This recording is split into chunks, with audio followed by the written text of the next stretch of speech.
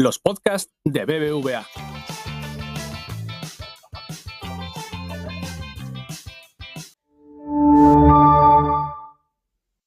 Hello, everyone. Thank you for joining our monthly podcast covering the challenges and opportunities in the risk premium space. Today's focus is our risk premium publication that we released earlier this week, titled After Liberation Day. I'm your host, Ankit Kedia, Head of QIS Research at BBVA Global Markets. There was a lot of anticipation ahead of this event, and clearly the day did not disappoint.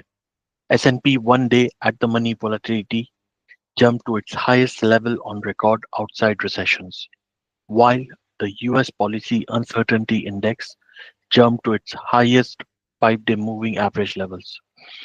And typically, following an equity market correction of more than 20% over the past 2 decades, we have always seen the Fed put kick in. This time around, it was missing, with inflationary risk still elevated. This is in line with what we expected ahead of this event, as highlighted to our investors in our European exceptionalism view. That said, a Trump put did kick in somewhat, with the US administration pausing some of the most extreme tariffs against their trading partners, with obviously the exception of China. At the end of the day, we remain amid a once in a career shift global macroeconomic landscape, which we have entered at the start of the year. Trump's policies have created this short term approach in financial markets, which makes it challenging to enter risk premium strategies like capturing trend.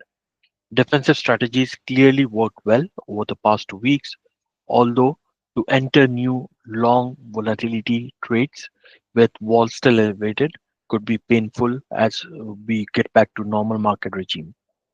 Another interesting observation for risk premium strategies was the correlation breakdown. Typically, crisis correlations have broken down with US almost acting as an emerging market, with the US driven crisis driving investors out of US assets. It's rare to see equity market selling off with weak US dollar and higher interest rates. Only thing that performed well was obviously gold. Having gold in your portfolio was proven beneficial.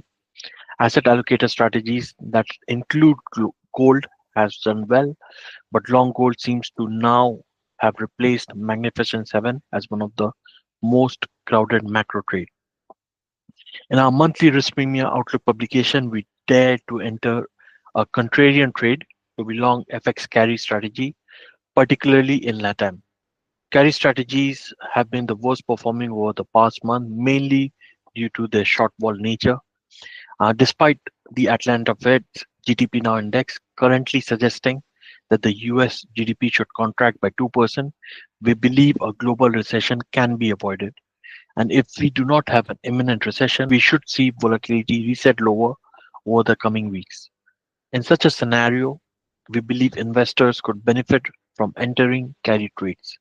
We have a particular preference for FX LATAM carry, given that Mexico and Canada were excluded from the Liberation Day target list.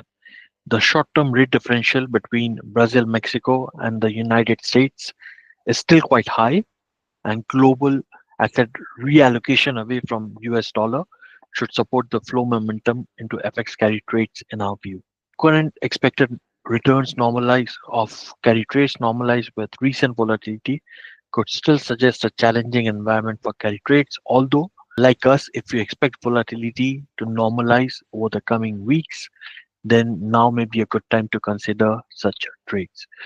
Clearly, a short term risk would be if the conflict between the Fed and the US government intensifies, which again is not our base case. And given some of the headlines coming over the last day or so, it might not be an imminent risk for the markets as well. With that, we conclude our podcast for today. Please get in touch with your sales representative for a copy of our risk premium outlook. We have created an interesting framework in this publication to analyze various risk premium strategies, which could be particularly useful in the current dynamic markets. As always, thank you for listening and looking forward to discussing these ideas further. Thank you. The opinions and views expressed in this program may not necessarily reflect the institutional views of BBVA or its affiliates. This program should not be copied, distributed, published, or reproduced in whole or in part, or disclosed by any recipient to any other person without the express written consent of BBVA. Each name of a third-party organization mentioned in this program is the property of the company to which it relates, is used here strictly for informational and identification purposes only, and is not used to imply any ownership or license rights between any such company and BBVA. The content of this program does not constitute a recommendation from any BBVA entity to the recipient and is provided for informational purposes only. BBVA is not providing any financial, economic, legal, investment, accounting, or tax advice through this program or to its recipient. Certain information contained in this program constitutes forward-looking statements, and there is no guarantee that these results will be achieved. BBVA has no obligation to provide updates or changes to the information in this program.